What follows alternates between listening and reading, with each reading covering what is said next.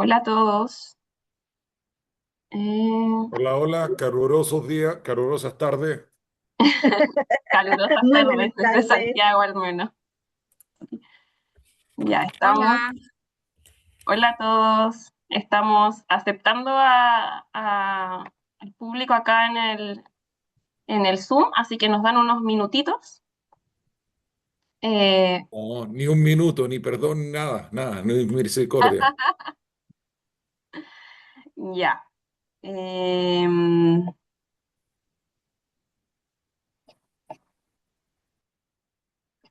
ya. Yo creo que ya estamos casi todos y Sí, todas, ¿sí? sí, partamos. Perfecto. Bueno, muy buenas tardes a todos y a todas. La Facultad de Derecho y la Facultad de Ingeniería de la Universidad Adolfo Ibáñez le da la más cordial bienvenida a esta actividad enmarcada en el Magíster y Diplomado en Regulación, del cual estamos súper contentos en esta oportunidad porque nos dieron la gran noticia de que ya está acreditado ante la CNA, así que estamos súper felices por esa noticia y en marco de toda esta información nos acompaña el día de hoy Teresa Leiva, gestora de admisión de los programas mencionados, y Brigitte Leal, eh, profesora de los programas, abogada de la Universidad de Chile, doctora en Derecho por la Universidad de Cambridge, conferencista y ponente en diversas universidades e instituciones académicas internacionales, y se ha desempeñado entre múltiples labores como abogada asistente en el Tribunal Constitucional de Chile. Brigitte, te doy la palabra para que nos presentes quién nos acompaña el día de hoy. Sí, muchas gracias Ida, muchas gracias Teresa por la gentil presentación también. Y me sumo a las palabras de Ida por esta como, gran alegría que tenemos para cerrar este año en la comunidad Magíster en Regulación, de compartir la finalización de un proceso de acreditación y qué mejor que ir cerrando las actividades con un webinar y con la posibilidad de crear comunidad profesional y académica en torno a los temas de litigación y regulación ambiental que están siempre, digamos, candentes, ¿no es cierto?, en la opinión pública, en el ejercicio de la profesión, no solamente en el ámbito legal, sino que también muchas veces en el ámbito de la ingeniería, así que también estamos súper contentos de poder llevar adelante esta actividad y obviamente tenemos un panel de lujo con grandes profesionales, en particular me siento muy orgullosa también de sentir que somos todos cogeneracionales, que se han destacado profundamente en sus ejercicios, eh, han tenido una gran trayectoria y también muchos de ustedes también son docentes, así que yo creo que es un gran panel y vamos a poder disfrutar mucho de esta conversación abierta y también agradecer especialmente a todas las personas que están en este Zoom y adelantarles desde ya que tomen nota, porque al final vamos a dejar una sección de preguntas y respuestas para que puedan interactuar más con nuestros invitados. Y bueno, y sin más preámbulos, obviamente me encantaría presentar a cada uno de nuestras invitadas y nuestros invitados que tenemos el día de hoy en este webinar que hemos llamado eh, La expansión de la litigación ambiental, ¿no es cierto? Y ofrecer perspectivas desde lo público. Y ahí, primero les quiero presentar a Natalia Alfieri. Ella es abogada de la Universidad de Chile, entre otras especializaciones, cuenta con un máster en Derecho Regulatorio de la Universidad Católica de Chile y con un máster con doble especialización en Energy and Technology Law y Environmental Law de la Universidad de California, Berkeley. Ha sido becaria Fulbright, becaria Chile y también becada por la Universidad de California, Berkeley. Ha ejercido la profesión en distintos sectores, ha sido relatora y asistente de juez en el Tribunal Ambiental de Santiago y en la actualidad es jefa de la Unidad de Medio Ambiente del Consejo de Defensa del Estado. Natalia ha sido docente de justicia ambiental en la Universidad Diego Portales y actualmente es profesora también en materias de responsabilidad por daño ambiental en la Universidad Andrés Bello. Así que muchas gracias, Natalia. Bueno, también tenemos la presencia de Catarina Buchmann. Catarina es abogada de la Universidad de Chile y magíster en Derecho Administrativo, con mención en litigación pública de la Universidad Católica de Valparaíso. Catalina ha desarrollado una carrera en la Superintendencia del Medio Ambiente, ingresando al equipo de litigios en 2019 y desde el 2022 es la encargada de la sección de litigios de la misma superintendencia. Catalina también es profesora de posgrados en Derecho Ambiental en la Universidad Finisterra. Y finalmente Raúl Herrera es abogado de la Pontificia Universidad Católica de Chile y máster en Derecho Ambiental por la Universidad de Sydney, Australia.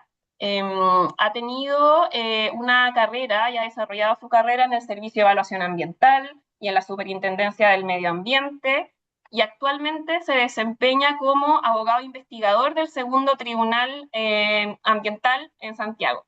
Paralelamente es coordinador y profesor del programa de Derecho y Medio Ambiente de la Universidad Católica. Así que, bueno, como les contaba, muchas gracias Natalia, Catarina, Raúl, por darse el tiempo, por hacerse un tiempo, digamos, en sus agendas, entre todo el corre y corre de fin de año. Creo que estos espacios son valiosos para poder discutir en el contexto universitario, así que a nombre de la Universidad Adolfo Ibáñez les damos todas las gracias, digamos, por estar acá, por interesarse, por motivar. En el Zoom veo que también hay estudiantes y siento que eso es muy importante para poder motivar, digamos, a las nuevas generaciones a que se interesen por estos temas desde el desarrollo profesional. Así que, luego de haberlos presentado, me interesa poder dar un poco de contexto respecto de esta, se sigue uniendo más personas al Zoom, así que ahí estoy aceptando a varios más.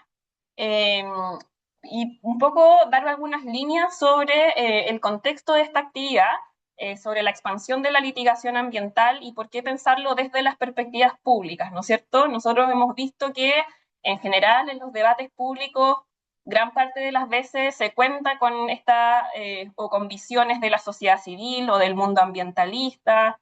También en muchos debates tenemos las perspectivas del sector privado o de quienes desarrollan proyectos o actividades o inversiones de todo tipo, pero creo que pocas veces se enfatiza el valor de las perspectivas públicas y más específicamente de la perspectiva funcionarial, ¿no es cierto? De las personas que están día a día trabajando en las instituciones del Estado, ya sean agencias fiscalizadoras como la MCA, en los tribunales ambientales o en la defensa fiscal, y que son las personas que también forman parte de ese rol protagónico que le corresponde, digamos, al Estado en el cuidado y la protección del medio ambiente. Entonces, esto queríamos, digamos, enfatizar, la perspectiva pública de la función pública, y yo les planteaba a nuestras invitadas y a nuestro invitado la semana pasada, que estábamos un poco, digamos, eh, tirando líneas respecto de cómo perfilar esta actividad, que la idea era conversar sobre tres grandes ejes, ¿no es cierto? Tres grandes ejes o temas de conversación, y ahí les voy a dar la palabra para que ustedes se puedan explayar sobre estos tres grandes temas que hemos ido trabajando. El primero tiene que ver con las transformaciones recientes que ha vivido las instituciones públicas a propósito de este boom de litigación ambiental, ¿no es cierto? Y ahí la pregunta es, ¿cómo ha debido ajustarse la institución de la perspectiva que ustedes toman en el fondo? ¿Cómo se ha debido ajustar o flexibilizar respecto a este boom de litigación? ¿Cuáles han sido como los canales que se han debido ajustar para enfrentar, por ejemplo, el aumento de causas o las, digamos, innovaciones que ha traído la litigación ambiental para el quehacer de estas instituciones? La segunda línea, y tiene que ver ya ahora con un tema más sustantivo, es qué líneas jurisprudenciales en los últimos años, digamos el año pasado o este año, destacan ustedes desde su ejercicio funcionarial, digamos, y que han tenido un rol protagónico o a través de las cuales se han podido mostrar argumentos innovadores o novedosos dentro de la litigación ambiental, ya sea desde la perspectiva de la super del medio ambiente, del consejo, o desde lo que ha podido apreciar, digamos, los tribunales ambientales. Y la última pregunta, ya como una opinión más personal, ¿cuáles creen ustedes que son los desafíos procesales o sustantivos que se observan en la litigación ambiental en el día a día y lo que se proyecta en el fondo que pueda continuar en el corto o en el mediano plazo? Y aquí obviamente están muy invitados a ejemplos, a referir a ejemplos, a casos. Así que estos tres grandes ejes yo creo que van a movilizar las presentaciones de nuestros invitados. Así que, y bueno, lo que también les decía, al final queremos reservar una ronda de preguntas y respuestas con el público, así que por favor tomen nota, yo voy a tomar muchas notas, yo creo, para que nos reservemos ese tiempo de conversación. De nuevo, muchas gracias, Natalia, Catarina, Raúl, por el interés, por participar. Y ahora les doy la palabra, voy a empezar por Catarina, perdón, por Natalia, Catarina y Raúl. Así que ahora ya la cancha es toda de ustedes. Así que, Natalia, partamos. ¿Te funciona bien el compartir pantalla? Ahí funciona súper bien. Perfecto, súper. Bueno, primero agradecer a la Universidad Adolfo Ibáñez por esta invitación y también agradecer la aproximación del seminario, que está orientado a discutir desde esta perspectiva más pública cómo nos hemos ido ajustando a este aumento de litigación ambiental, casos relevantes en que hemos participado y desafíos, ¿cierto? Entonces, mi presentación se va a dividir en esos tres ejes, poniendo más énfasis en el segundo, ¿ya? En los casos. Sobre el primer eje, como contexto, em, en cuanto al rol del Consejo en materia ambiental, hace alrededor de más o menos 30 años que el Consejo tiene legitimación activa para presentar demandas por daño ambiental que buscan la reparación del daño. Se han presentado más de 100 demandas y el cumplimiento se persigue a lo largo de los años. Ahora, fuera de las demandas, solo estaban los recursos de protección en relación con los cuales el Consejo de Defensa del Estado defendía los servicios centralizados. No había tantos actos con contenido ambiental que defender. No había un desarrollo del contencioso ambiental como hay ahora, ¿no? Entonces, ahora, además de las demandas por daño ambiental, que tienen cada vez estándares técnicos más altos, debido a la presencia de la ciencia en los tribunales ambientales, hay muchísimos reclamos de ilegalidad ante los tribunales ambientales que suelen ir de la mano con inaplicabilidades por inconstitucionalidad ante los tribunales constitucionales, o sea, el Tribunal Constitucional, y son reclamos que se fundan en regulación que es relativamente nueva, como son los humedales urbanos, la ley de responsabilidad extendida del productor, normativas sobre plástico, normas técnicas como la norma electromagnética, entrada en vigencia de la ley del Servicio de Biodiversidad y Áreas Protegidas, entre otras. Y también tenemos el desafío de presentar querellas por nuevos delitos. Antes solíamos querellarnos por hurto, por ejemplo, por extracción de árido en bienes fiscales. Y eran típicos también los delitos por daño a monumentos nacionales, pero luego nos comenzamos a aventurar con otros delitos, como el delito de la ley REP, este de responsabilidad penal por tráfico de residuos peligrosos, que es el artículo 44, o extracción ilegal de agua, loteos irregulares, que es el 138 de la Ley General de Urbanismo y Construcción, y ahora hemos presentado querellas por nuevos delitos incorporados al Código Penal por la Ley de Delitos Económicos y Medio Ambiente. 305, 308, 310, el 37 bis de la ley 20.417. Entonces, todo esto ha implicado grandes cambios para el Consejo de Defensa del Estado. También hemos tenido más presencia en la resolución colaborativa de conflictos ambientales, lo que implica mucha coordinación con los órganos que nos asesoran técnicamente, muchas rondas de observaciones a propuestas de conciliación, con la finalidad de presentar conciliaciones que cumplan con buenos estándares en relación con el principio de indemnidad en materia ambiental, ¿cierto? Que está en el artículo 44 de la ley 20.600, conforme con el cual cualquier transacción, avenimiento, tiene que contener medidas que reflejen obligaciones de hacer que se hagan cargo de todos los daños ambientales involucrados en la respectiva causa. A veces son años de negociaciones. Y por otra parte tenemos todo lo que es seguimiento, seguimiento al cumplimiento de las sentencias, seguimiento a las conciliaciones, mesas de gobernanza y además estudios de asuntos nuevos para demandar, para querellarnos, etcétera. Entonces, ¿cómo lo hemos hecho? Yo diría que el primer tema que ha sido esencial es capacitación. Muchas capacitaciones, nivel básico, intermedio, nivel experto. Ahí ha sido súper importante la colaboración del presidente del Consejo de Defensa del Estado, de los comités laboral, medioambiental y también penal, para que esto sea una decisión institucional de capacitar a todo el Consejo de Defensa del Estado en estas materias. También ha sido muy importante la gestión y la tecnología. Hemos tratado de agregar predictores que nos permitan fácilmente hacer seguimiento a las causas ambientales. eh, y también hemos establecido una red de abogados ambientalistas, como le llamamos, en las procuradurías fiscales. Es decir, tenemos abogados que están capacitados en medio ambiente en las distintas procuradurías fiscales, poniendo énfasis, por supuesto, en Valdivia, Antofagasta y Santiago, que son las sedes de los tribunales ambientales. También es esencial la coordinación con con el Ministerio de Medio Ambiente y con los servicios con competencia ambiental, a quienes en el fondo nosotros defendemos, y también que nos ayudan muchísimo en lo que es armar demandas, tener testigos, tener buenos informes para defender esas demandas, etcétera. Y yo creo que ha sido muy importante reconocernos como parte del engranaje de la institucionalidad ambiental y ver entonces cómo cooperamos, cómo nos coordinamos, cómo abrimos instancias de diálogo con SAC, con CONAF, no sé, abriendo seminarios, estas mismas oportunidades de analizar estos temas son muy importantes. Ahora, en cuanto a casos, quisiera relevar dos casos vinculados a demandas por daño. Después voy a ir a reclamos de ilegalidad.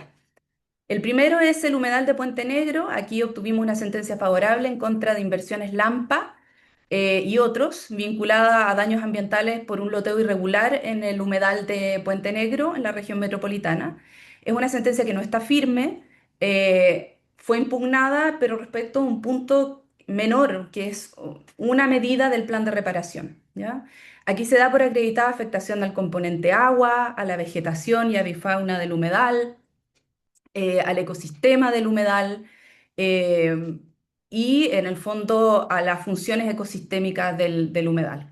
Yo diría que la sentencia es innovadora en muchos sentidos y quisiera relevar que se trata de una causa en que se acogen medidas cautelares reales y ambientales. Son pocas las oportunidades en que podemos ver que se acogen medidas cautelares reales. Para poder solicitar esas medidas cautelares reales, en el Consejo tuvimos que realizar esfuerzos de evaluación económica del plan de reparación incluido en la demanda por daño. También es importante porque, yo creo que es importante porque señala que el segundo Tribunal Ambiental dice que las obligaciones de los condenados tienen que cumplirse bajo apercibimiento de arresto, cuestión que no suelen mencionar los tribunales en la sentencia. También el segundo Tribunal Ambiental se refiere expresamente a la compensación en caso de daños irreparables. En general, este tema de los daños reparables e irreparables es algo que más se establece en las conciliaciones más que en las sentencias. Y aquí esta sentencia es muy clara en que si después de un diagnóstico se establece que hay daños irreparables, se tiene que establecer medidas de compensación a fin de generar un efecto positivo alternativo a los efectos adversos generados. Y también destacaría el Caparrosa, que es esta demanda que se presenta contra Compañía Contractual Minera Ojos del Salado. Es una causa interesante porque es muy técnica, yo diría que ese es como el sello de esta causa. Se estima que producto de la sobreexplotación de caserones bajo tierra de la mina, se pincha el acuífero que está sobre los caserones y se genera un desagüe que finalmente produce este socavón de 33 metros de diámetro por 64 metros de profundidad en la tierra y una conexión hidráulica entre el acuífero y los caserones de la mina. Y eso genera un vaciamiento de volúmenes de agua subterránea equivalente más o menos a 5 años de consumo humano de los habitantes de Tierra Amarilla. Y ahí entonces se condena a reparar el daño y se dispone también el cierre definitivo y permanente de la faena minera. Es interesante lo que señala sobre falta de legitimación activa, perdón, falta de legitimación pasiva y levantamiento del velo. Aquí se establece que la única responsable es Minosal, Minera Ojos del Salado, y no Lundin Mining Chile, que había sido demandada también. Se señala que en realidad no es controlador de Minosal. Y también se dice que no se rinde prueba tendiente a demostrar conductas abusivas o fraudulentas de las demandadas tendientes a evadir sus responsabilidades y por lo tanto se excluye el levantamiento del velo y se establece esta falta de legitimación pasiva que es bien interesante. Bueno, hay daño ambiental al suelo, capacidad de almacenamiento y transmisión de agua, es decir, se acredita una cuestión inédita que hay afectación a la capacidad del acuífero para almacenar y transmitir agua. Es decir, se quiebra el acuífero y eso es una cuestión bien interesante también. afectación de disponibilidad de agua, calidad del agua, acidificación de las aguas, y no solamente por acciones, sino que también por omisiones de MinOsal, y se establecen una serie de medidas de reparación, algunas que llevan a recuperar la estabilidad física y química del acuífero, cuestión que es muy importante. Aquí hay un tema de inestabilidad. La idea es que no se generen nuevos socavones. También compensaciones en materia de seguridad hídrica, preservación del ecosistema.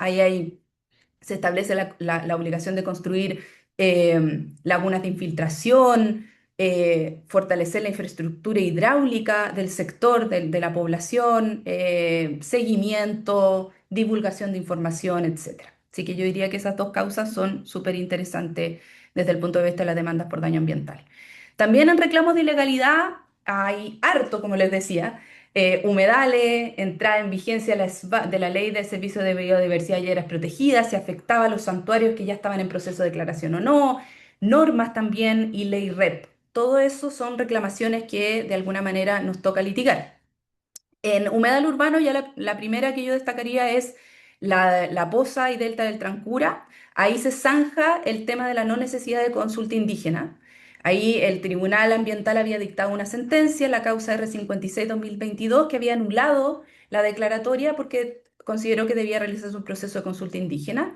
Y la Corte Suprema revierte esto y dice claramente que aquí hay un proceso reglado que tiene por finalidad declarar el humedal cuando se dan los requisitos de existencia, y por lo tanto dice en el considerando 14º que no se puede omitir que la reglamentación de la consulta indígena exige para la procedencia del trámite una discrecionalidad circunstanciada que permita llegar a acuerdos, cuestión del todo ajena a la ley 21.202, que es la ley de humedal urbano, que dispone la declaración de humedal cuando se cumplen los requisitos que establece la ley y el reglamento, sin otra consideración, lo dice expresamente.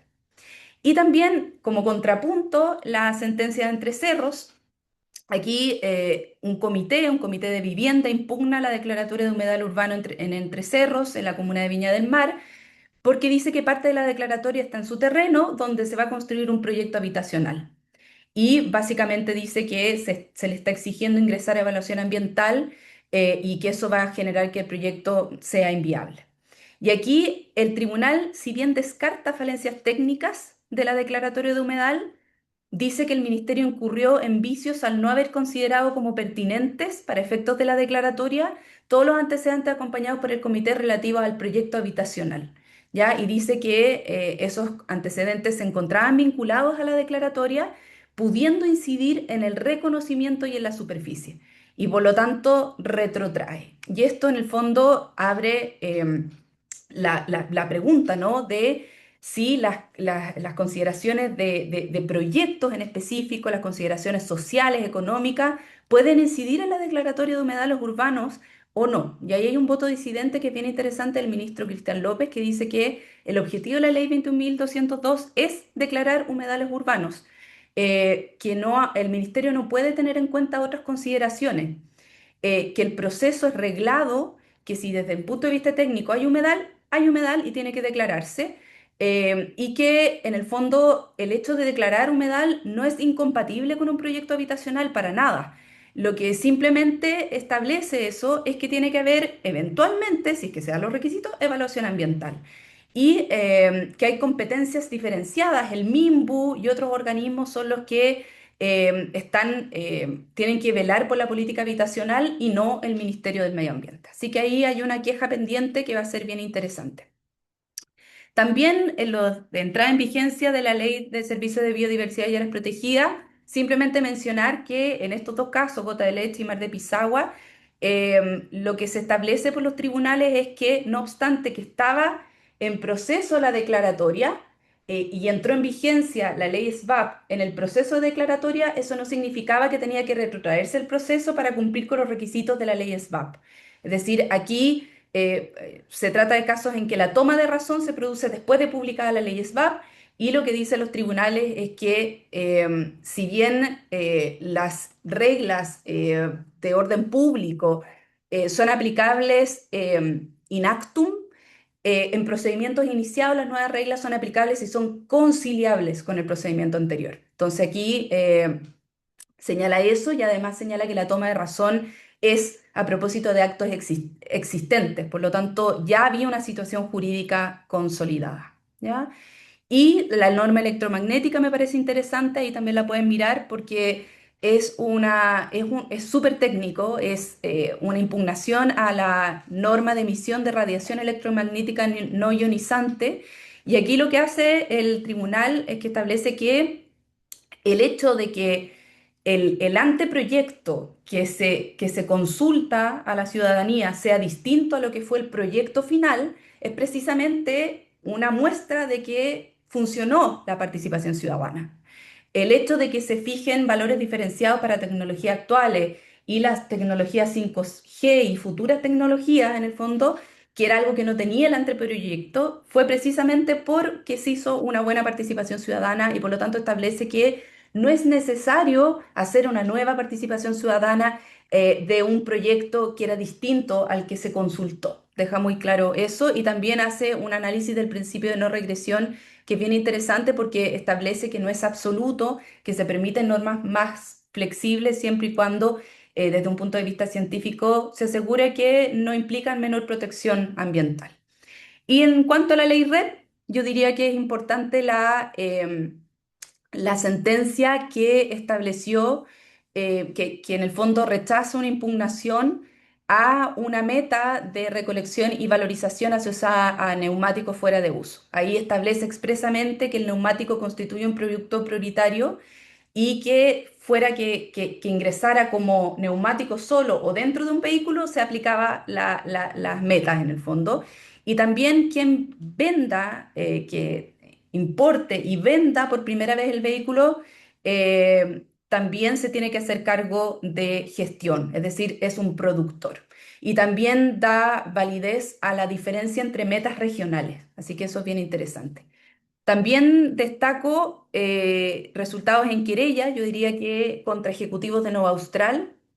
Estas fueron querellas por fraude al fisco y también por el delito del 136 de la ley de pesca, es decir, introducir en el mar agentes contaminantes o químicos. Aquí hubo un caso exitoso en abreviado en contra de uno de los ejecutivos en que se establece responsabilidad por fraudes al fisco y 136 de la ley de pesca, y también el juicio oral que es contra cuatro ejecutivos y que establece infracción al 136 de la ley de pesca.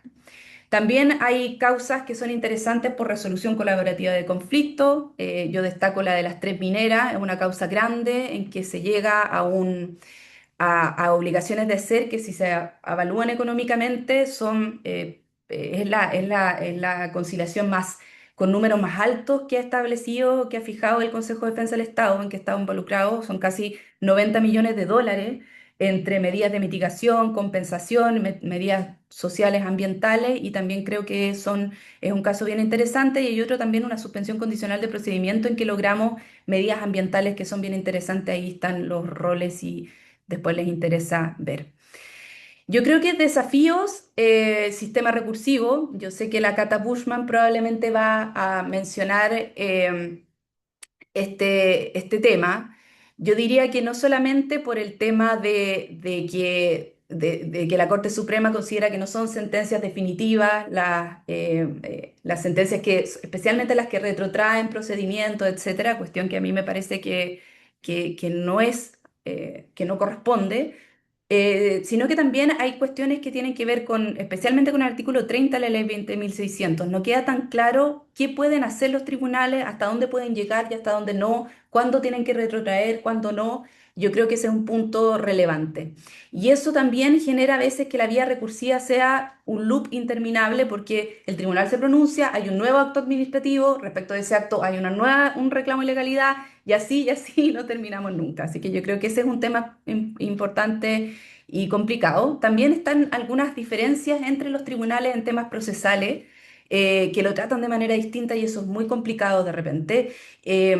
No sé, por ejemplo, ¿qué plazo tenemos para presentar la lista de testigos en materia de demandas por daño ambiental? ¿Se cuenta desde el auto de prueba?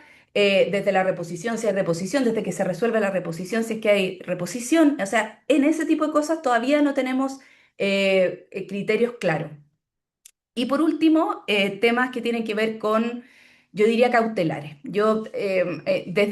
Hay cuestiones, o sea, hay temas sustantivos en que los tribunales tienen diferencia y está bien, o sea, por supuesto pueden tener diferencia entre ellos, pero a veces hay cuestiones que son demasiado distintas y que sería interesante que dialogáramos quizás más para que tuviera más o menos un criterio similar. ¿Qué cautelares son innovativas y cuáles no? ¿Cuáles son conservativas y no? Tenemos, por ejemplo, la naturaleza de la suspensión de un acto administrativo, por ejemplo, una RCA. El tercer tribunal las considera conservativas, el segundo tribunal innovativas, salvo en 2023 que hay un caso que la considera innovativa, el primero innovativa, entonces como que hay diferencias en ese tipo de cosas. También los efectos de ultraparte en las medidas cautelares. El segundo tribunal elemental es mucho más proclive a dar efectos ultraparte a las cautelares, mientras que el tercero no. Y por último, yo diría que las cautelares reales. Las cautelares reales muchas veces las rechazan los tribunales porque consideran que no son ambientales propiamente tales. Yo creo que eso ha ido mutando, pero todavía falta avanzar en esa materia. Ya, eso, muchas gracias y perdón por pasarme un poquito del tiempo. Ya nos había advertido la Natalia, así que está bien. Oye, muchas gracias Natalia por esta gran, digamos, panorámica desde la actividad de la defensa del Consejo de Defensa del Estado. Yo creo que seguramente van a haber muchas preguntas que están todos los participantes del Zoom muy invitados a hacer. Y ahora yo creo que conecta muy bien con lo que probablemente Catarina nos tiene ahí preparado para luego ya si al final le damos el pase a Raúl. Así que Catarina, te dejamos el espacio para que puedas comentarnos como la visión desde la práctica del día a día de la Superintendencia al Medio Ambiente. Así que eso, la cancha es tuya ahora. Muchas gracias, Brigitte, y gracias por la invitación a la universidad también. Felicitaciones por la acreditación del magíster. Em, bueno, quisiera referirme también a los tres puntos. En muchos se conecta bastante con lo que ya mencionaba Natalia, y otros también plantean algunas perspectivas distintas. El aumento de la litigación en materia ambiental para la superintendencia ha sido bastante compleja. El equipo de litigios está compuesto por 5 abogados, cuestión que ha variado muy poco en el tiempo, ha crecido muy poquito.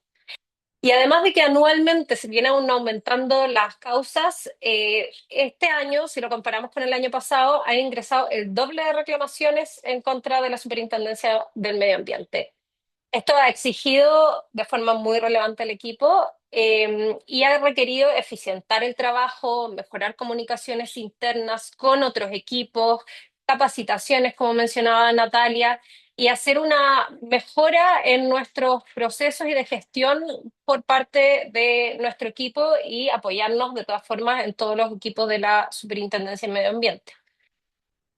En cuanto a esta revisión especializada de los tribunales ambientales, que no ocurre en otros ámbitos del derecho público, esto es requerido por parte de los servicios no solo de la superintendencia, también del Servicio de Evaluación Ambiental, del Ministerio de Medio Ambiente, aumentar los estándares de fundamentación de forma muy relevante, tanto en lo técnico como en lo jurídico. Y esto, si ven los actos de la superintendencia, del Servicio de Evaluación Ambiental, es muy por sobre el estándar de cualquier otro servicio público, casi todos, diría yo. Y podemos encontrar, por un lado, positivo que los actos de la administración de esta importancia, además, estén tan fundados, pero igual existe un límite en el nivel de fundamentación que se requiere, puesto que puede resultar paralizante para la administración. Y en este sentido también considero importante que hay un límite difuso entre lo que está llamando a revisar el tribunal, que es la legalidad del acto administrativo, con el mérito de la decisión, que es algo atribuible únicamente a los servicios públicos, pero el límite en este caso, atendido el deber de motivación y la proporcionalidad que deben guardar, por ejemplo, las sanciones, es bastante difuso en muchas ocasiones. Em, y además de, entonces, tener que motivar mucho más y más profundamente todos los actos de de la superintendencia, hay una necesidad también, a propósito de esta revisión, de disminuir los tiempos de tramitación, que para todos los servicios es muy complejo, para la superintendencia también lo es. Son procedimientos altamente técnicos y complejos los que lleva adelante la Superintendencia del Medio Ambiente, y en ese sentido resulta muy difícil aplicar un estándar que es el que da la Ley 19.880, que es un plazo de 6 meses para la tramitación de un procedimiento. Nuestra ley orgánica no contempla un plazo distinto y por lo tanto se ha aplicado ese, sin perjuicio de que por la naturaleza de nuestro procedimiento es muy complejo de aplicar directamente. Esta discusión entonces se ha dado a partir de las teorías del decaimiento y luego de la imposibilidad material de continuar el procedimiento, que son criterios jurisprudenciales de la Corte Suprema y que han aplicado los tribunales ambientales en general, muy por el general, en favor de la Superintendencia del Medio Ambiente, considerando que son tiempos razonables de tramitación atendida la complejidad de los casos. Eh, y mencionar sí que no solo se está revisando el tiempo de tramitación del procedimiento sancionatorio, sino que algunos tribunales también revisan el tiempo que dura la fiscalización, que es complejo doblemente, porque el tiempo que puede durar la fiscalización está regulado en la Ley Orgánica de la Superintendencia con el plazo de prescripción, que es de 3 años. Eso respecto al primer punto, al primer eje. Luego, respecto a las líneas jurisprudenciales, quisiera referirme a un tema que es también del ámbito procesal y que a la fecha no está resuelto completamente, y hay muchos criterios distintos. Y es respecto a qué actos de la superintendencia son reclamables. El artículo 56 de la Ley Orgánica de la Superintendencia establece que son reclamables las resoluciones de la Superintendencia del Medio Ambiente. No indica cuáles, si son todas, si son algunas. ¿Qué ha hecho la jurisprudencia, que ha hecho los tribunales ambientales y también la Corte Suprema? Han aplicado el artículo 15 de la Ley de Bases de Procedimientos Administrativos, que establece que son el principio de impugnabilidad. Y establece entonces que son impugnables los actos terminales. Excepcionalmente son impugnables también los actos de mero trámite, o sea, los que no ponen término al procedimiento administrativo, cuando impidan continuar con el procedimiento o produzcan indefensión. ¿Qué es la indefensión? Aquí hay grandes debates laxos, no quiero entrar en el detalle de esto. Hay un paper reciente de Benjamín Moore y Juan de Dios Montero que se refiere específicamente a este tema, que lo recomiendo mucho, porque actualmente tenemos criterios distintos en los 3 tribunales ambientales. Respecto a qué actos son reclamables y también respecto a cuándo debe declararse que el acto no es reclamable, si es en sede de admisibilidad o es luego en la sentencia. Esto es relevante porque aproximadamente el 40% de las reclamaciones interpuestas en contra de la Superintendencia del Medio Ambiente se interponen en contra de actos trámite, ¿ya? Actos que se pronuncian respecto a programas de cumplimiento, acogiendo, rechazando, medidas provisionales, también algunos pocos respecto a formulaciones de cargos, requerimientos de información, todo tipo de actos.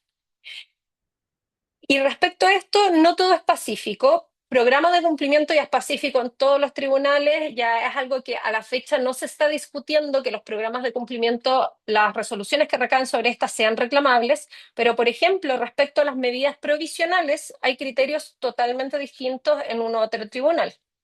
El tercer tribunal ambiental admite a trámite esas reclamaciones siempre y se pronuncia respecto al fondo. El segundo tribunal ambiental no, en los casos en que autorizó previamente las medidas, porque la superintendencia respecto a algunos tipos de medidas tiene que solicitar previa autorización al tribunal ambiental, indica que la revisión de legalidad fue previa y por lo tanto, en base a una sentencia también de la Corte Suprema en este sentido, no procede que el tribunal admita a trámite la reclamación. ¿Cuándo se declara Y este es el otro punto en el que no hay un criterio uniforme. Pasa lo mismo que mencionaba Natalia en los aspectos procesales de las demandas.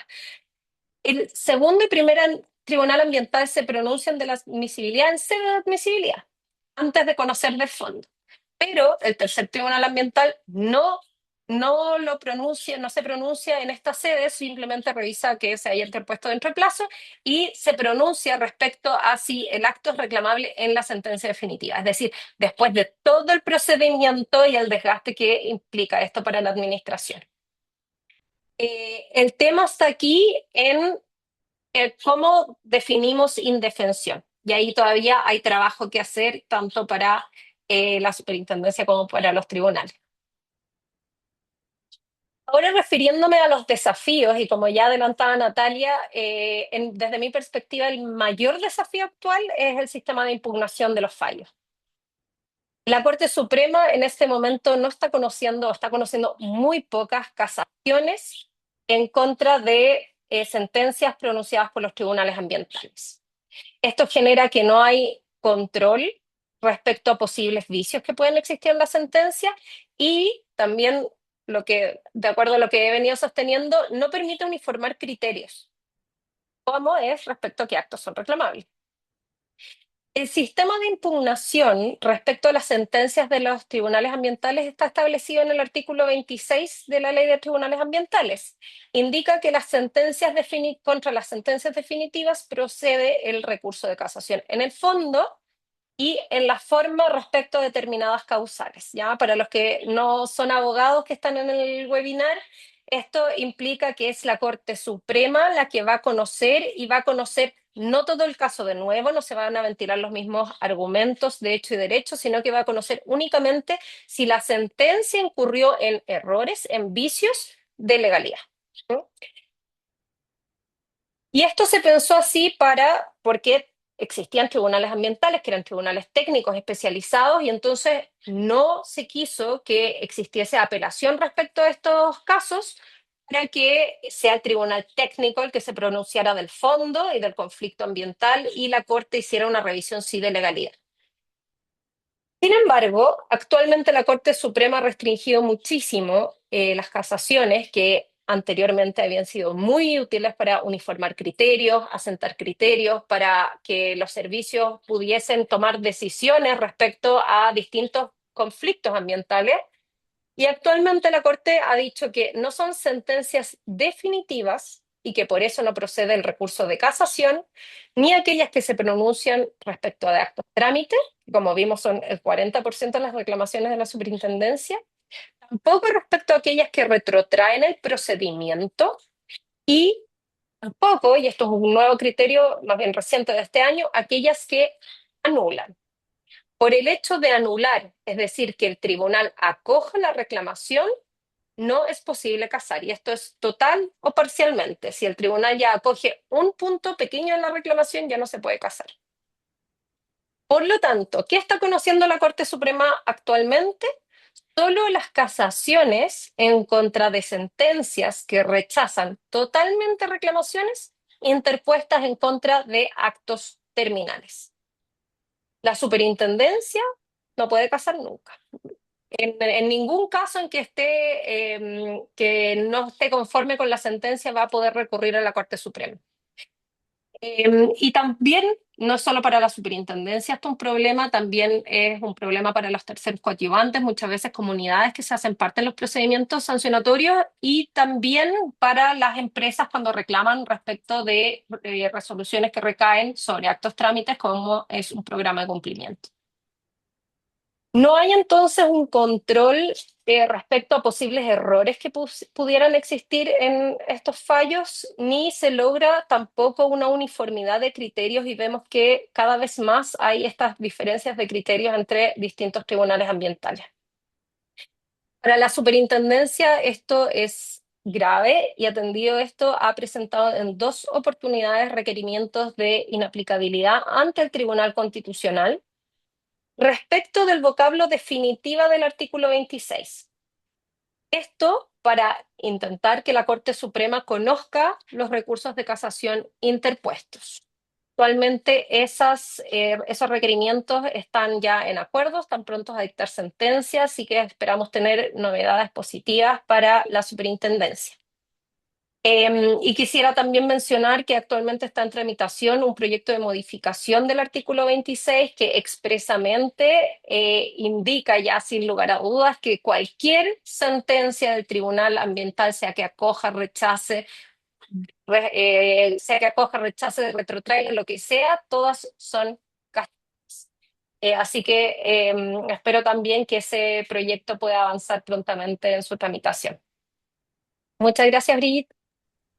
Gracias Catarina por la súper buena presentación también y por haber hecho un recorrido en estos tres ejes que conversamos, ¿no es cierto? Los desafíos institucionales del día a día, algunas líneas jurisprudenciales que tú bien linkeaste con lo que había dicho Natalia antes, y finalmente los desafíos, ¿no es cierto? Que hay salidas que van a venir por la jurisprudencia, como esas sentencias que tú nombraste que potencialmente van a salir pronto, y por la vía de los proyectos de ley que se están conversando o del proyecto de ley que se está conversando para modificar de cierta manera este problema o embrollo que existe con el sistema recursivo en materia del contencioso ambiental, ¿no es cierto? Así que muchas gracias y obviamente reservamos el tiempo de preguntas y respuestas hacia el final. Y ahora me gustaría dar el pase a Raúl Herrera, que encuentro que ha sido genial este orden. Yo lo pensé en orden estrictamente alfabético, pero creo que entre Natalia y Catarina tuvimos la perspectiva de la parte, y ahora nos toca un poco la perspectiva de todos estos tres ejes desde la adjudicación, ¿no es cierto? La perspectiva de lo que le toca ver día a día en la gestión de los tribunales ambientales y en este caso del segundo tribunal ambiental. Así que Raúl, también te dejamos ahí tu espacio para que nos puedas contar y mostrar tu presentación. Muchas gracias, Brigitte, por la invitación.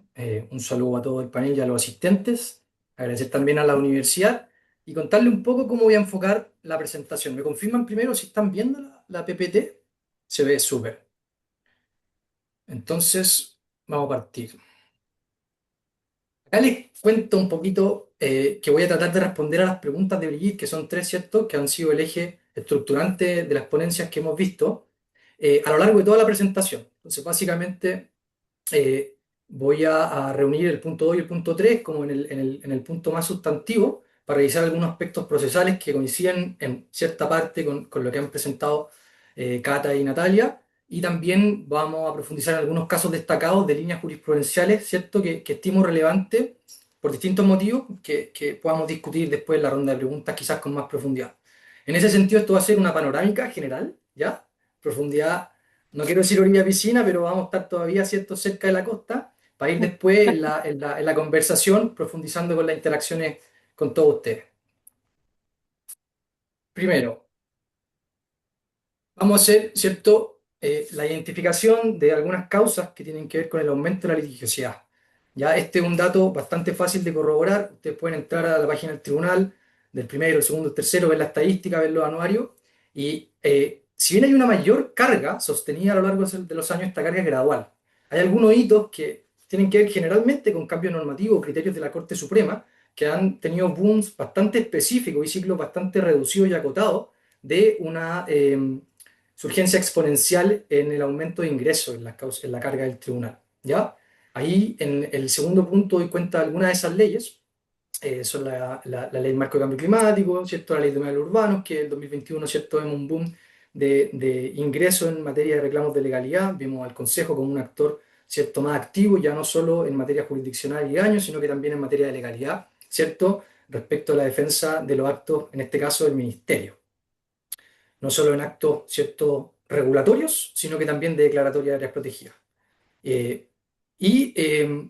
tercer lugar, y una cuestión que nos toca quizás más a los tribunales, que tiene que ver con la gestión de ese flujo de causas, que tiene que ver con el sistema de nombramiento y la integración, ¿cierto? El sistema de subrogancia, que también ha estado en boga a lo largo de este año, a propósito de las vacancias que hay en los cargos de ministros en los tribunales y cómo afectan, ¿cierto?, en la gestión más eficiente, más eficaz de esta carga jurisdiccional. Y por último, hacernos cargo quizás a modo más genérico de algunas críticas que han habido, ¿cierto?, a la tramitación desde la perspectiva más simple, ya sean plazos, por ejemplo, pero también a instituciones o mecanismos procesales más específicos, y eso varía según el actor, ¿cierto?, según el interesado, aunque hay algunos transversales, y también tienen que ver con, con el hecho, ¿cierto?, con la circunstancia de que sean tres los tribunales ambientales y que tengamos una situación desde hace unos años donde la Corte Suprema conoce con pinzas, y si es que conoce, de las causas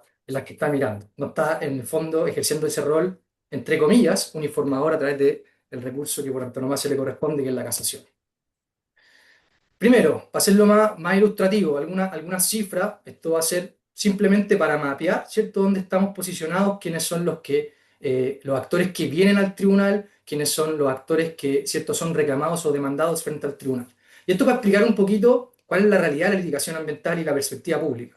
O sea, acá tenemos que 3 de 4, ¿cierto?, acciones que ingresan al Tribunal Ambiental de Santiago en particular son reclamos de legalidad.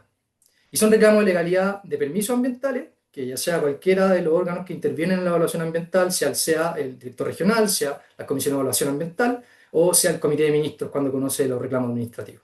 Por otra parte, la amplia gama de actos administrativos de la superintendencia a los que Cata ya hizo referencia, ¿cierto? Y por último, otros actores, donde el Ministerio se ha erigido en el último tiempo como un actor ya relevante, alcanza más del 10% de las causas que están en tramitación o que han ingresado históricamente al tribunal, y otros que son más bien específicos y que son, ¿cierto?, los podemos contar con los de una mano, ya sea CONAF, a propósito de los planes de manejo y otros instrumentos específicos de gestión ambiental, a propósito de las reglas de reclamación de invalidación general y reglas residuales, cuando está en el fondo la acción en otros cuerpos legales. Y actualmente tenemos un par de novedades, algunos órganos que han sido reclamados por primera vez, ¿cierto?, el Ministerio de Agricultura, a propósito de ciertos instrumentos específicos, como son los reglamentos de la Ley de Bosque Nativo, el Ministerio de Bienes Nacionales, entre otros, pero son más bien acotados. Y luego el amplio espectro de actores particulares, donde encontramos desde el tercer sector, las comunidades y privados, ya sean titulares de proyectos o proponentes de proyectos en el marco del CIA o regulados en el marco del régimen sancionatorio. Lo mismo en daño. Aquí tenemos en el fondo un zoom y para la sorpresa que me llevé cuando estaba preparando estos datos, yo pensaba que yo tuve un breve paso por el Consejo, ¿cierto? Muy breve, por eso no lo puse en mi currículum, pero pensé que el Consejo era un actor que era más preponderante cuantitativamente hablando en materia de daño. Pero tenemos un alza y podemos analizar los motivos y podemos analizar la densidad con que esos actores representan y ejercen la acción de daño, pero desde la perspectiva meramente cuantitativa, hay varios actores, entre ellos las municipalidades y los privados, que han interpuesto históricamente demandas de daño ambiental. Y yo quiero destacar estos ciclos que anunciaba, ¿cierto?, la presentación de las causas de este aumento en materia de litigiosidad y especificar algunos. Yo creo que es transversal a toda la historia de la creación de los tribunales ambientales. El grueso, ¿cierto?, de la litigiosidad corresponde a permisos ambientales. No por mucho. Sancionatorio en los últimos 3 años ha tenido una explosión, ¿cierto?, de reclamaciones. Yo creo que tiene que ver bastante con el hecho de que la actividad de fiscalización y sanción es mucho más intensa, de que hay más instrumentos de gestión ambiental en los que está llamado a intervenir la superintendencia, y también en criterios que ha tenido la Corte, ¿cierto?, y por ende, cómo eso condiciona la conducta litigiosa de los diversos actores. Bueno, y un caso que de hecho quiero profundizar después, voy a profundizar a propósito que no había nadie invitado al SEA, en el control judicial de la RCA en particular y en algunas causas de humedales, porque creo que hay un pool de sentencias que podemos echarle una mirada y ver si hay alguna línea, si hay algunos cambios. Ahí Natalia adelantaba el último de los fallos, ¿cierto?, de este tribunal al menos en la materia, y que yo creo que va a servir como ejercicio quizás de laboratorio para ver cómo la actitud jurisdiccional del tribunal ha variado o varía o se sostiene o no se sostiene. Esto simplemente es algo para mostrar cómo varía año a año. Esto incluye todo el rango de acciones que conoce el tribunal. El 2025 está hasta el mes pasado, ¿cierto?, el rango de datos, pero más o menos esta es la realidad. Es el tribunal que más sentencias saca. El tercero en algunos años la ha superado, pero esta es más o menos la realidad en cuanto a los productos, ¿cierto?, en relación a los ingresos que acabamos de analizar. Estoy pasando más o menos rápido para llegar luego a la parte más sustantiva. Algunos datos, ¿cierto?, con lupa y totalmente arbitrarios. ¿Qué les quiero mostrar acá? Quiero utilizar esto como trampolín para después volver a ello a lo largo de los casos que voy a exponer. Entonces tenemos una actividad jurisdiccional alta, intensa, que en términos cuantitativos no dice tanto, pero la complejidad de las reclamaciones, por ejemplo, en materia de evaluación, tenemos la mayoría de días, ¿cierto?, declaraciones de impacto ambiental, cuyos permisos son los que son impugnados, pero la complejidad es mucho mayor de la que era en el 2013, el 2014, el 2015, ¿ya? Eso dice bastante. En los estudios y en causas como, por ejemplo, proceso de consulta indígena, lo mismo, la complejidad técnica de las materias reclamadas y el número de controversias ha aumentado. En ese sentido, y a propósito de cuáles son las cuestiones que el tribunal está haciendo para hacerse cargo de ese tipo de cosas, y la litigiosidad que está asociada a ella, tiene que ver como, por ejemplo, implementar calculadoras y eso es un proceso que está en plena ejecución, ¿cierto? No está terminado, pero está en plena ejecución, calculadoras o modelos de determinación de complejidad de sentencias, una reestructuración de la unidad de estudios para efectos de apoyar más efectivamente al equipo jurisdiccional, particularmente en la dirección sistemática de los criterios de interpretación de distintos, ¿cierto?, eh, eh, eh, materias respecto a las cuales el tribunal es competente para conocer. Y un dato, a propósito de los medios o de alternativos de resolución de conflictos, que tiene que ver con las conciliaciones. ¿Ya? En la literatura, por regla general, comparada, hay bastante consenso en que es un medio adecuado, que es un medio idóneo para la complejidad de las controversias y conflictos ambientales. Sin embargo, es cuestionable en términos, si uno hace la revisión, ¿cierto?, si va a mirar los datos, de cuán efectivas son. En materia de daño no hay mucha discusión. En lo último, hay distintos periodos y hay distintos tribunales, ¿cierto? Pero en el segundo tribunal, si bien es menor el número de conciliaciones en materia de daño que el de sentencias, ha habido relativamente más éxito en la ejecución de las conciliaciones que en las sentencias condenatorias de daño. Y tampoco son muchas. Y en materia de reclamos de legalidad, que es una cuestión bastante controversial, ¿cierto?, polémica incluso, a propósito de si hay potestad o no en los órganos de la administración del Estado para transigir, para conciliar en materia de legalidad, ¿cierto? El tribunal adoptó una postura y en 4 causas que están acumuladas y que son simplemente 2 acuerdos conciliatorios, ha tenido lugar, pese a que han habido más llamamientos del tribunal en otras causas. Acá llego a la antesala de los aspectos procesales y sustantivos a los que voy a exponer. Voy a partir con los procedimentales, pero no sin antes hacerme cargo de lo que señalaron, ¿cierto?, tanto Natalia como Cata, de que efectivamente es evidente que hay una disparidad de criterio, no en una, sino en varias, ¿cierto?, instituciones procesales, e incluso sus aspectos sustantivos del control o del estándar del control judicial en distintas materias. Y eso tiene que ver, a mi juicio, con esta disparidad de criterios. Esta disparidad de criterios tiene que ver, a mi juicio, con, uno, el diseño institucional que se eligió dar ciertos legisladores en algún minuto. Recordemos que en el proyecto de la 20.600 original se trataba de solo un tribunal ambiental. Esta es la regla general en materia de tribunales especiales en nuestro país, que tiene una razón de ser, que es buscar la uniformidad, sobre todo ante la discusión que existió en ese momento respecto del régimen recursivo, que fue amplia y lata en el marco de la tramitación legislativa. Se opta, ¿cierto?, y el contrapeso en este sentido es por el recurso de casación, pero tenemos una situación práctica en donde nunca, yo creo que nadie lo vio venir, una regla que nadie puede ver más clara en el 158 del CPC, se reinterpreta, se hace una construcción totalmente novedosa de esa institución y se redefine, ¿cierto?, la naturaleza de una resolución judicial. La consecuencia es sistémica, como ya expusieron, ¿cierto?, mis colegas, pero la implicancia práctica es que los tribunales ambientales, y esto lo reconozco, ¿cierto?, se quedan sin control jurisdiccional. Eso es complejo y más allá de la independencia que tiene cada tribunal respecto del otro, no está ese cono, ¿cierto?, o esa pirámide donde en la cúspide existía este control que sí, y pues podemos verlo, ¿cierto?, en los casos de invalidación de municipios, cuando se trató de configurar los criterios de la invalidación impropia, cómo sí influyó los criterios, ¿cierto?, en esas materias de la Corte Suprema. Y eso hoy en día no existe.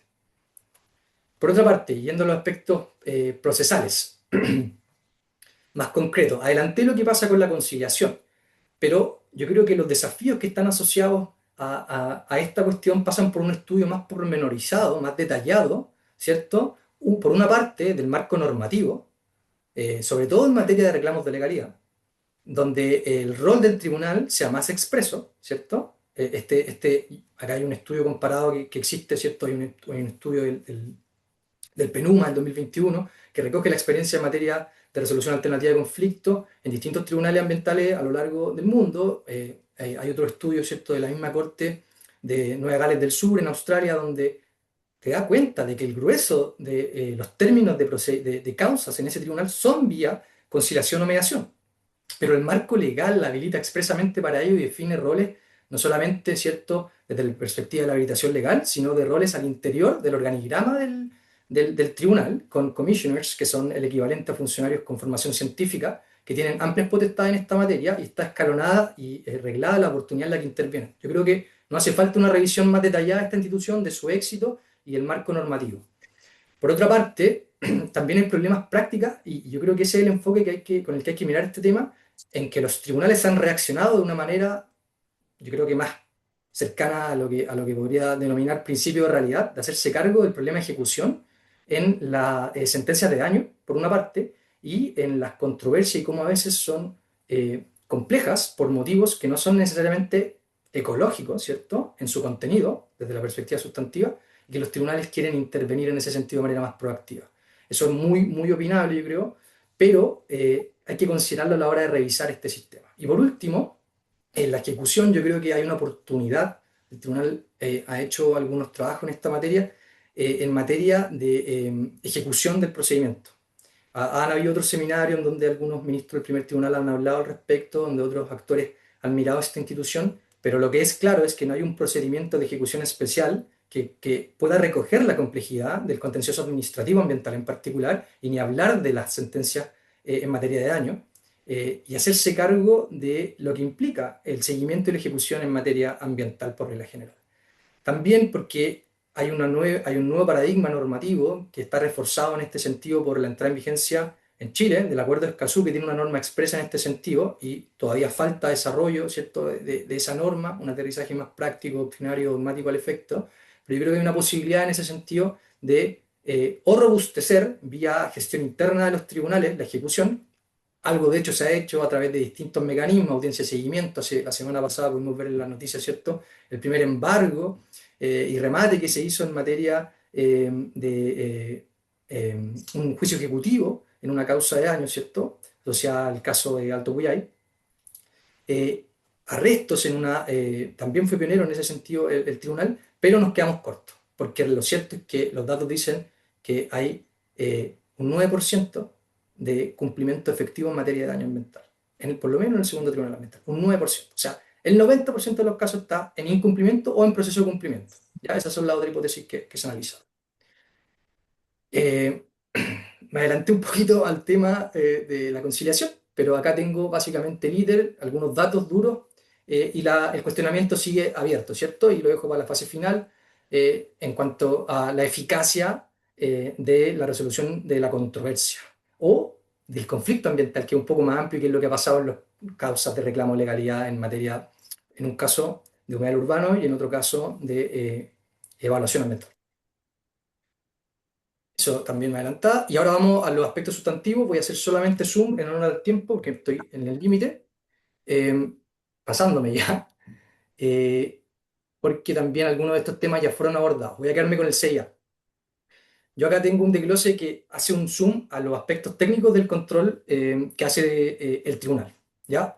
Esta es una causa que incluso me tocó en el 6A, cuando trabajaba en servicio, pero es súper compleja. Ese es el tema que quiero relevar. Es súper compleja, y el estándar que acá existe por parte del tribunal y que es más o menos sostenido, que se ha ido robusteciendo, es de hacer... ¿Ah? Ya. Parece que a alguien ahí se le quedó el micrófono abierto. Súper.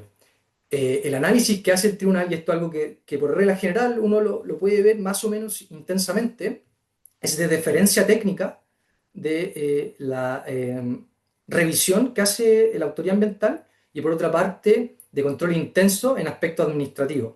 Tiene un correlato en materia sancionatoria, en materia regulatoria, pero acá se nota una diferencia técnica mayor. Esto, por lo menos la conclusión a la que llegué yo.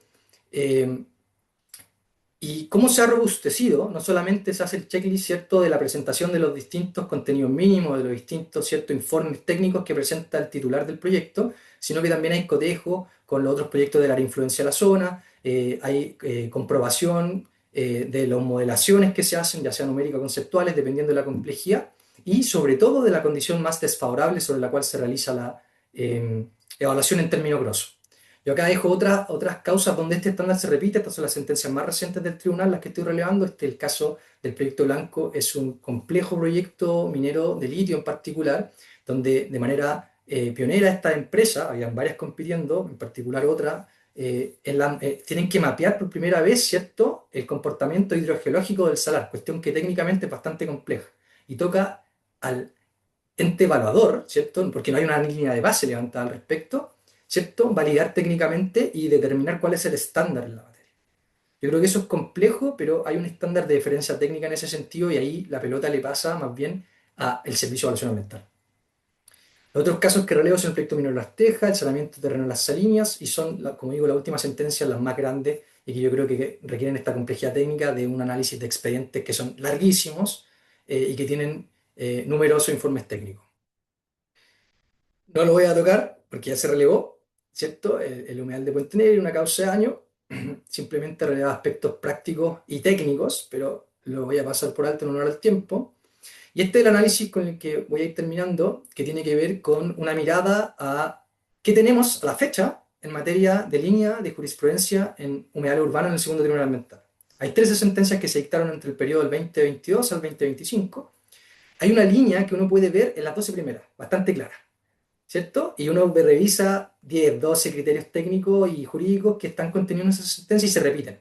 Se matizan, pero dentro de lo esperable en cuanto parte de la primera, ¿cierto?, el humedal Quilicura, la 297, y seguimos avanzando hasta la 459, y allí encuentra un punto de inflexión, que como adelantó Natalia, es el humedal Entre Cerros, la región de Valparaíso, que tiene un voto presidente el ministro científico y el ministro suplente Cristian López.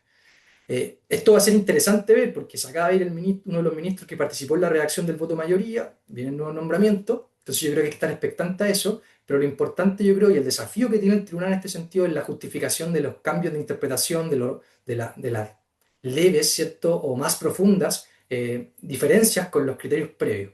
En esta materia, al igual que en materia de evaluación, hay una diferencia técnica, pero un control intenso de aspectos procedimentales que tienen que ver con el debido proceso administrativo y cómo intervienen los actores que mayoritariamente, 69%, son titulares reclamando, titulares de distintos derechos, ¿cierto?, particularmente el dominio o otros asociados, que están en el contorno del tribunal y que serían afectados desde la perspectiva del dominio en relación a esto. Tenía otros casos contemplados analizar, pero no lo da tiempo, son de declaratorias de Santuario de Naturaleza y actos regulatorios que los podemos conversar y lo dejo para después, para la fase de preguntas, porque estoy bastante pasado en el tiempo. También lo dejo ahí un tema sancionatorio y las conclusiones. Yo creo que acá hay parto en un orden distinto. Hay un problema que ahora nos vamos a olvidar por un tiempo en el sistema de nombramiento y de subrogancia, porque resulta que llegaron, ¿cierto?, algunos nombres en oficio al Senado. Pero esto va a volver a resurgir y vamos a volver con las complicaciones. Las subrogancias son un problema desde la perspectiva de la especialización. Viene el ministro de Corte, ¿cierto?, a suplir y resulta que el objeto del tribunal deja de cumplirse. Esa es la razón de ser de los tribunales, su carácter especializado. Y por otra parte, estamos viendo problemas con la inhabilidad. Estamos viendo problemas, a propósito de estos criterios que adelantaba Cata, con distintas cuestiones donde entre tribunales nos empezamos a pasar distintas causas. Los criterios sustantivos y procedimentales no los voy a nombrar en honor al tiempo, y el desafío del tribunal principal yo creo que tiene que ver con darle predictibilidad a los distintos actores. Yo creo que ese es el desafío y el tribunal está actuando en ese sentido con esta adaptación y mejoras que comenté. Muchas gracias y disculpen que me pasen el tiempo. No, está súper bien. Muchas gracias, Raúl, por la presentación muy completa. Yo creo que también va muy en la línea de lo que enfatizaba Natalia, Catarina, Raúl, bien súper como claras las gráficas que mostraban los vaivenes, ¿no es cierto?, de las cargas de trabajo. Y de nuevo quisiera agradecerles a todos porque creo que en este webinar como que no solamente tuvimos las perspectivas de lo que siempre se discute, digamos, sino que también las perspectivas internas de los funcionarios, ¿no es cierto?, cómo se trabajan, cómo se organizan, qué ha implicado, digamos, que este aumento de litigación ambiental haya traído, digamos, reconfiguraciones en las cargas de trabajo y en las capacitaciones y en las modernizaciones de los órganos. Ya Natalia nos contaba lo que pasaba en el Consejo, Catarina igual nos contaba en el fondo cómo la SMA tiene que hacerse cargo de muchos litigios con recursos que en el fondo en el Estado siempre son limitados, y lo mismo ocurre para la litigación desde el punto de vista de la gente que toma la decisión, ¿no es cierto? Que es lo que nos contaba Raúl. De verdad que fueron espléndidas presentaciones. Eh, Ahora quisiera dar como el turno de, no sé, algunas preguntas que tengan, si alguien dentro de la audiencia quisiera plantear alguna pregunta, que por favor postee, así le podemos dar la palabra. Y yo, mientras tanto, para darles como un nuevo round no sé si cuando ya van apareciendo preguntas, para darles un nuevo round de poder conversar un poco más lo que plantearon, quería hacerles como tal vez una mini pregunta a cada uno, a Natalia, a Catarina y a Raúl, de cosas que ustedes mencionaron. Eh, a Natalia quería preguntarle como, hablaste de varios casos, ¿no es cierto? Me gustaría como hacerte la pregunta si pudieras elegir un caso de todos los que hablaste, ya sea que esté resuelto, que no esté firme o que esté pendiente de sentencia, que te parezca como verdaderamente innovador, ya sea por la carga de trabajo que implicó o tal vez por los criterios técnicos. Tú hablaste mucho de Ojos del Salado, eh, pero tal vez ahondar en alguno de esos casos que haya implicado como una recalibración de argumentos para el Consejo de Defensa del Estado, o puede ser casos que no estén resueltos. A la Catalina le quería preguntar especialmente cómo ve ella el proyecto de ley, el tema del sistema recursivo, como a grandes rasgos, en el fondo, si es que la reforma legal podría hacer algún, digamos, contribuir, digamos, a salir de este loop, ¿no es cierto?, recursivo. Y a Raúl le quería preguntar por el tema de el problema del cumplimiento. Cuando uno ve las cifras, obviamente que es alarmante, pues es alarmante darse cuenta que de una cantidad de, digamos, sentencias o de términos de conflicto ambiental o controversia a través de una conciliación, el nivel de cumplimiento pareciera ser bajo. Entonces ahí te quería preguntar, desde tu expertise, conocimiento, qué mecanismos se podrían utilizar para incentivar el cumplimiento, cómo mejoramos el diálogo entre la parte demandada que tiene que cumplir, digamos, y el tribunal, los órganos sectoriales, la superintendencia del medio ambiente, el Consejo de Defensa del Estado. Eso, quería preguntarte como específicamente el problema del cumplimiento que siempre aparece detrás y es como un fantasma que está detrás, rondeando a toda la litigación ambiental. Eso, y si les puedo dar la palabra a Natalia, Catarina, Raúl, mientras, y si alguien más de verdad tiene pregunta o quiera hacer un comentario, muy bienvenido. Eso, vamos respondiendo cortito para ir manejando los tiempos. Sí, qué difícil escoger una causa, porque son varias las regalonas. La que más Pero sientas algún cariño, sí, no sé. no, yo pienso que la de Tres Mineras fue así, yo escogería Tres Mineras, porque fue una conciliación tremenda, brutalmente grande. Tener a tres mineras al frente, éramos dos demandantes, comunidades indígenas, eh, fue muy complejo, mucho tiempo. Yo diría que esa y claro, implicó recalibrar, porque el equipo somos tres abogados litigantes, entonces digamos que entre querella, conciliaciones enormes, tratar de demandar, que nos demanden y todas las reclamaciones de ilegalidad, sí, yo diría que esa fue la que más destaco por la dificultad, demasiadas rondas.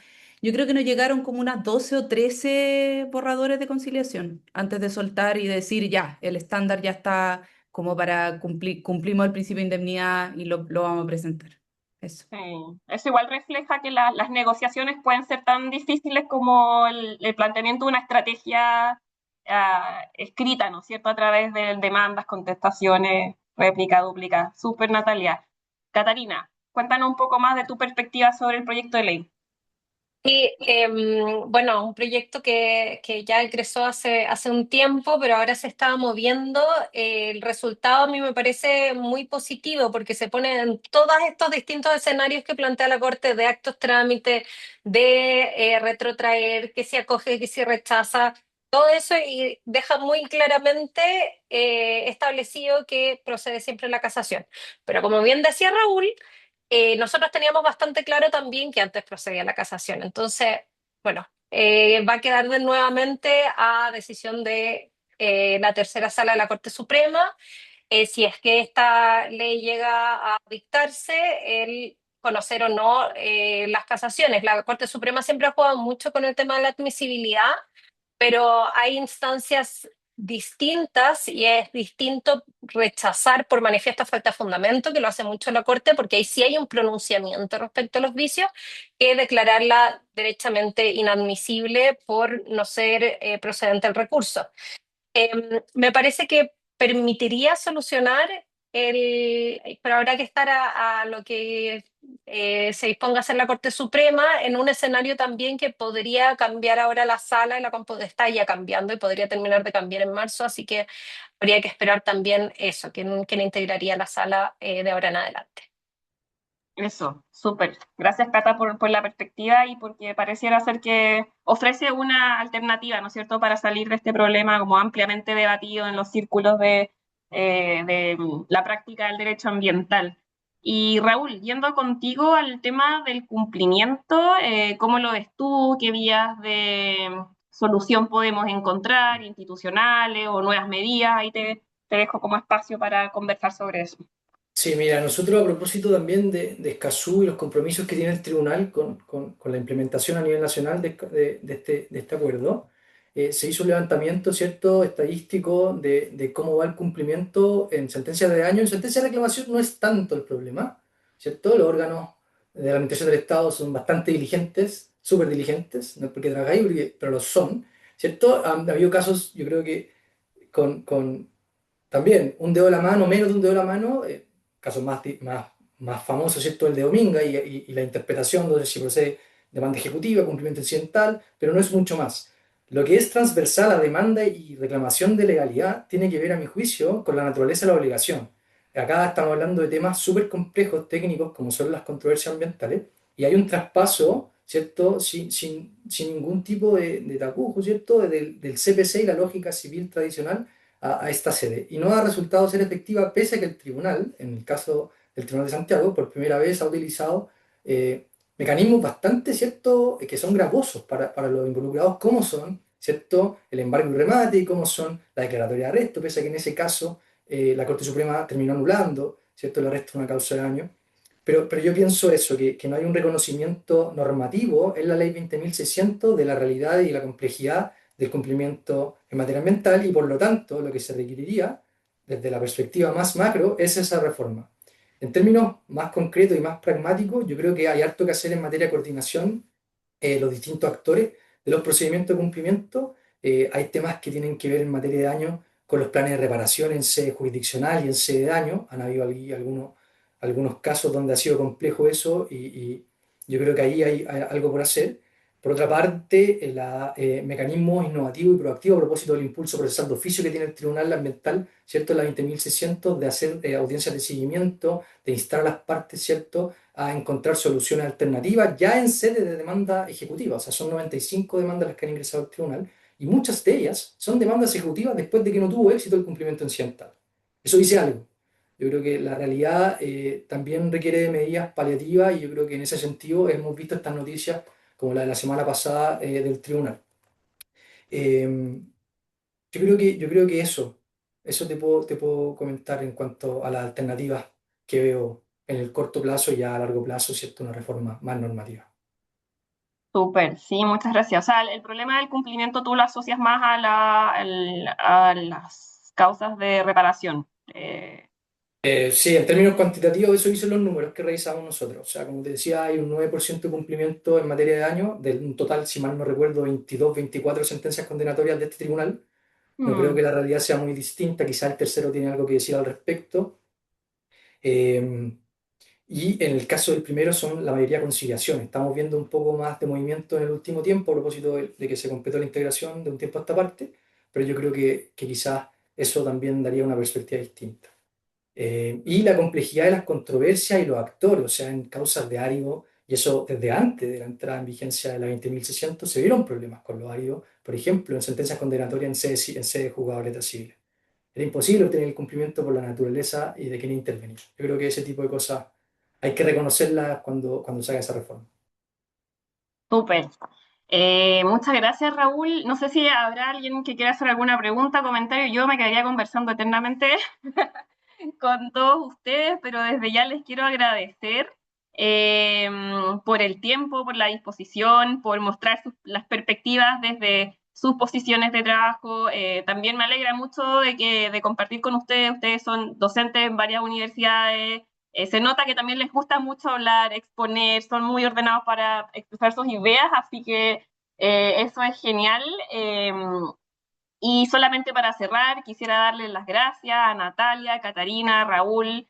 Espléndidas presentaciones, nos dieron un panorama bastante general respecto de qué es lo que está ocupando hoy en día en materia ambiental al Consejo de Defensa del Estado, a la Superintendencia del Medio Ambiente en su unidad de litigio, y Raúl lo que nos contaba desde, digamos, las unidades de estudio y quienes investigan en el fondo y coadyuvan a la labor de adjudicación del tribunal. Así que eso, muy agradecida a nombre del Magíster en Regulación, muy invitados a que sigamos cultivando comunidad. En general siempre estamos posteando en las redes sociales los distintos webinars que hacemos. Este año hicimos varias cosas en materia ambiental, hicimos temas sobre financiamiento verde.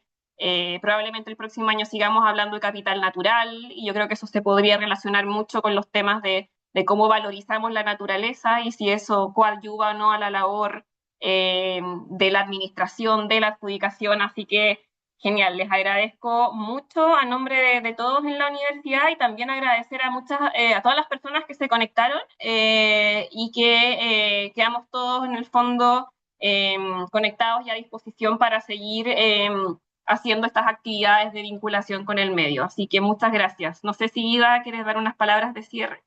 ¿O Bueno, yo Teresa? quiero sumarme al agradecimiento de Brigitte, también comentarles que van a recibir prontamente la grabación de este webinar. Cualquier duda, cualquier consulta que ustedes le quieran hacer a cualquiera de los ponentes, nos las pueden hacer llegar y nosotros con todo el gusto los apoyaremos.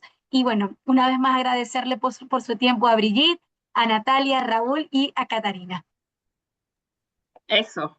Bueno, nos vemos y que tengan una Que estén bonita muy tarde. bien, feliz tarde. Muchísimas gracias, Chao, un chao. saludo Gracias. Chao, a chao. todas y Que a muy todos. bien. Chao. Gracias, gracias Cata, gracias Raúl.